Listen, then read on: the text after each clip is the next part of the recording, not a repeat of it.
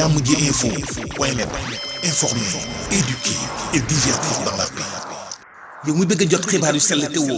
waaye itam bu ànd ak njàngalee ak xel mu dal ak jàmm gaawal gaaw abonné suñu compte YouTube bi nga xam ne moo di jàmm ji info point net. gàttal dañu nekk ci réew moo xam ne waxtaan moo koy doxal dañu ne ci réew moo xam ne réew waxtaan la yàlla dafa dogal bi fi Makhtar Cissé nekkee lu jiitu Makhtar Cissé sax Pape Dieng xam ngeen ne amoon na fi ay compteurs yu bees yu ñu tuddee Woyofal compteurs yooyu nag dafa mel ni suñu téléphone crédit yi rek bu jeexee nga dem ci boutique ba jëndi crédit alors Senelec daal di ne nag comme que noonu la dootuma soxla équipe bi dem di relever ay compteurs du ma soxla tamit index yi bu ñu ko indee ñi koy comptabiliser pour defal facture dootuma leen soxla dootuma soxla ñay dem di yóbbu facture du ma soxlati ña nga xam ne bu client bi fayul ñoo lay couper client bi bu fayee équipe bay rétablir fourniture électricité du ma leen soxla ñu xayma ñooñu ñëpp nag ñu daal di nekk juróom-ñaar téeméeru liggéeykat ñu dàq leen ñoom ñëpp waaye dàq bi nag dañu gaawtu woon te jaru ko ndax xër bi ñu yaakaaroon ne nit ñi dinañ ko xër ci compteur Woyofal yi mujjul demee noonu fekk le mal était déjà fait léegi nag lii ñuul ci sow mi moo di direction bi ba mu demee ba xam ne soxla na nit ñi et que dàq bi mu leen dàq dafa dem trop vite en besogne lan la direction bi def jaar ci suuf di embaucher en violation des dispositions de la convention collective qui dit que bu fekkee compression d'effectifs dafa am wala suppression de poste yow direction bi dàq ñooñu boo demee ba yàgg nga seetlu ne da nga juum te soxla nga leen yoon nee na booy jëlaat en priorité da nga jël ñi fi nekkoon waaye defuñu ko di jël ci àll ba ñii dem daal di jóg fippu ba ñu fippoo maa ngi gërëm notre grand frère Mody Guiro liggéeykat yi seeti ko mu daal di yabal Lamine Fall daal di signer protocole ak direction bi pour que ñu intégrer les 3/4 ñu daal di signer protocole ba ni fi Pape Dieng nekkee ba ni mu fiy jógee protocole bi kenn appliqué wu ba Makhtar Cissé bi mu ñëwee en 2015 ba 2016 protocole bi kenn appliqué wu xale yi nag daal di jaaxle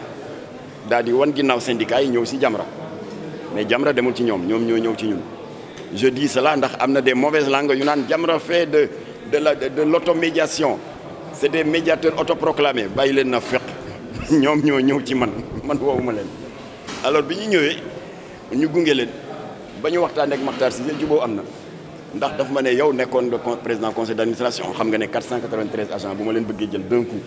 dana metti ma ne ko waaw luy sa xalaat mu ne ma comme que nous sommes en 2016 danaa jël 200 bu ñu duggee ci exercice budgétaire 2017 ma jëlaat 200 xam nga muy 400 2018 ma jël 93 te ni ma ko waxee sàmm na kàddoom moom Makhtar Cissé 493 yëpp a ngi liggéey dispersé nañ leen au niveau des agences des 45 départements alors bi mu naree continuer ay jéegoom nag yàlla dogal Macky Sall def remaniement Makhtar Cissé dugg ci gouvernement bi Pape Demba Bitèye remplacé ko ñun ñi ñëwaat delloo buum sa boy ga rek alors Pape Demba Bitèye nag recevoir na ma le 10 décembre bi passé ba ñu juboo ci kaddu mu ne man conseil d'administration lay déglu parce que dama bañ dans le feu de l'action ne leen danaa ko régler nii wala naa conseil bi nga xam ne ñoo am le dernier mot daal di wax lu wuuteeg la ma wax su boobaa dama ciy am kers ma ne ko kon nu ñuy def mu ne ma da ngeen may bu conseil bi jeexee je vous rejoins waaye je vous rejoins boobu nag depuis décembre di bëgg a yàgg décembre janvier février waaw ña nga xam ne ñoo ma yónni ndax man dañu ma yónni rek dossier bi aw ma ci doom aw ma ci jarbaat aw ma ci dëkkandoo aw ma ci dara ña nga xam ne ñoo ma yónni nag muñ ba seen muñu kay jeex ñooñu ñoo jógoon nag tey ne dañuy def plan d'action mu yëngal état bi yëpp ay services de sécurité woon nañ ma ku ne woon ma Makhtar ma ne daal man duma leen tere dara parce qu'ils sont dans leur droit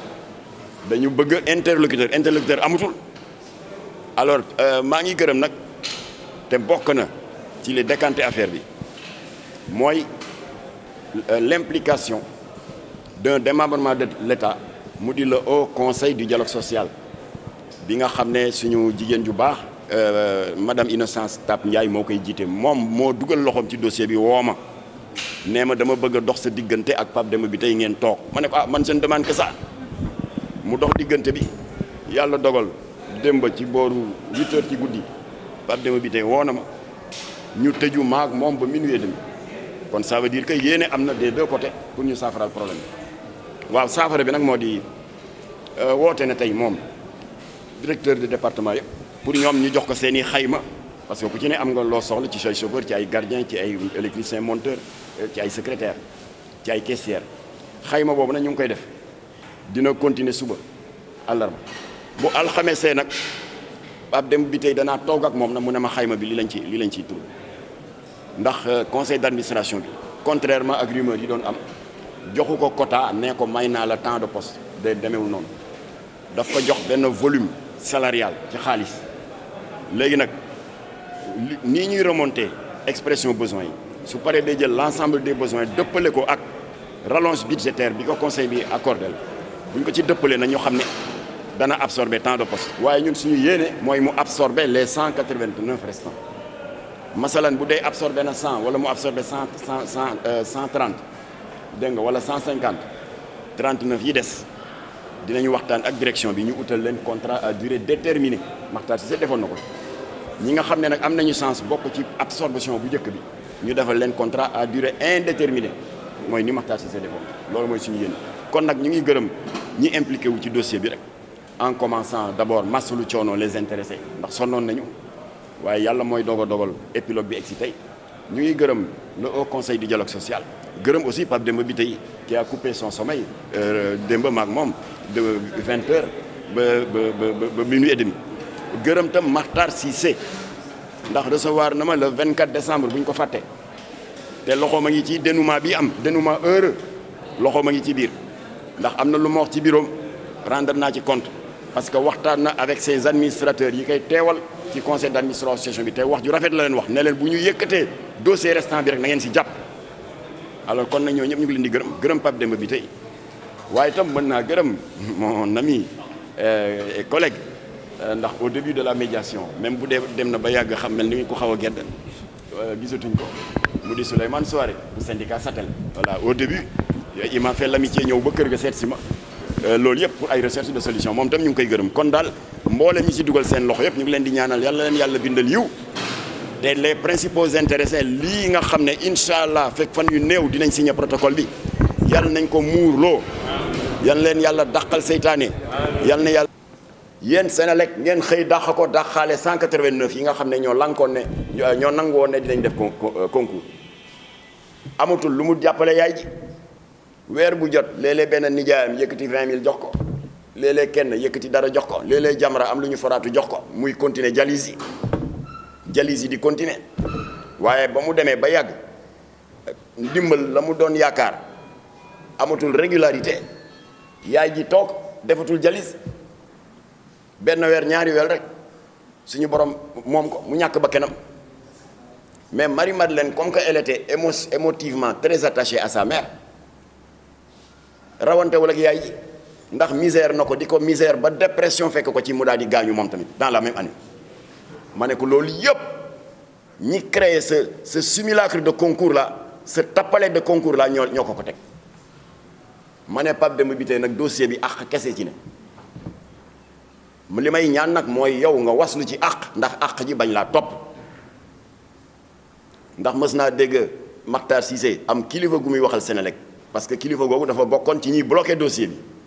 du ma tudd turam pour ne pas créer de confusion waaye El Hadji Malick Seck délégué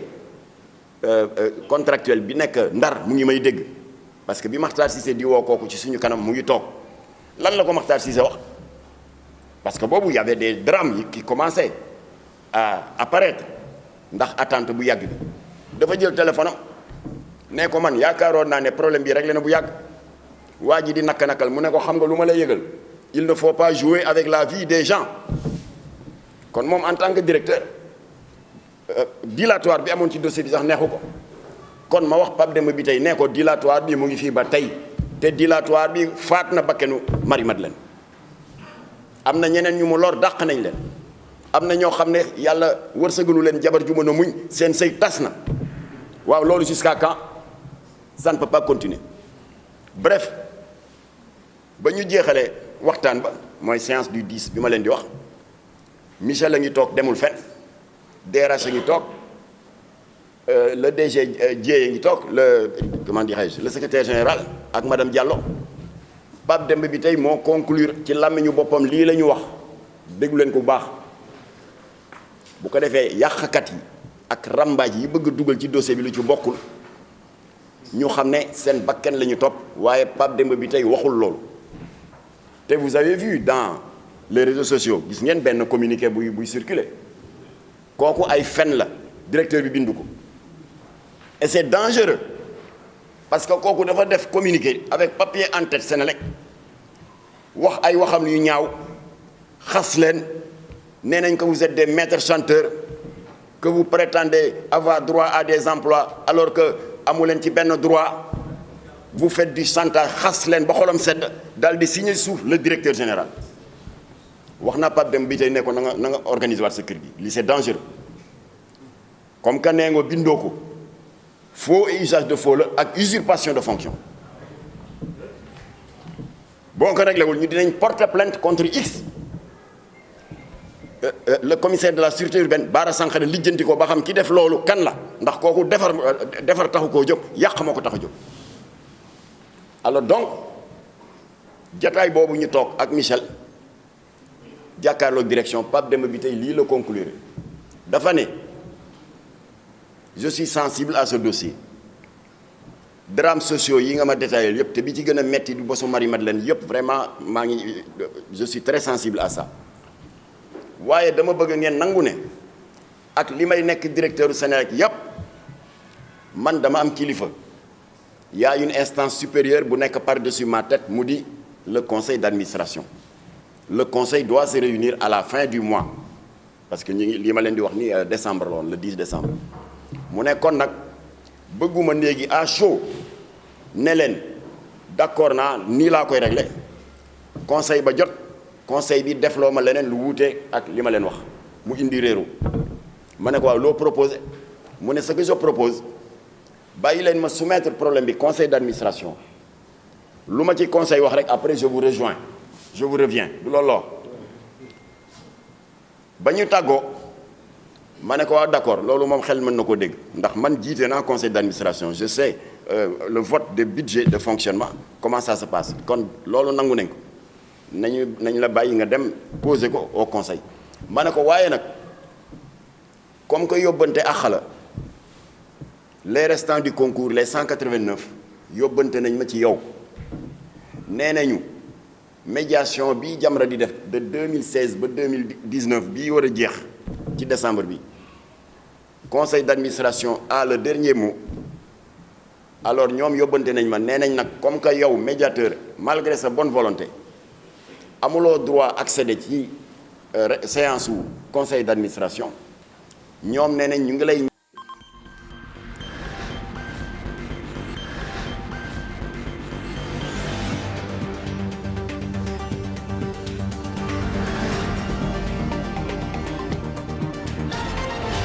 Jàmm ji info point net informer, éduquer et divertir dans la paix. yow mu bëgg a jot xibaar yu sell te woo waaye itam bu ànd ak njàngalee ak xel mu dal ak jàmm gaawal gaaw abonné suñu compte YouTube bii nga xam ne moo di Jàmm ji info point net.